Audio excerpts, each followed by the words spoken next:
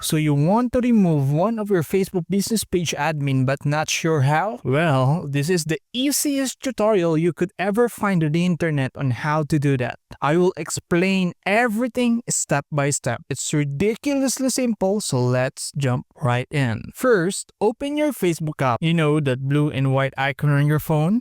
Got it open? Great. Next, we need to switch over to your business page. Tap the three lines at the bottom right that opens a menu. Find Pages and tap it. You'll see all the pages you manage. Tap the one you want. So for me, it's Studio Art Co. Then tap Switch to go into that page. Okay, now you're on your business page. To change settings, tap the profile icon again in the bottom right. Scroll down and tap Settings and Privacy. It looks like a little gear. Then tap Settings. After that, scroll down until you see Page Setup with flag icon and tap that.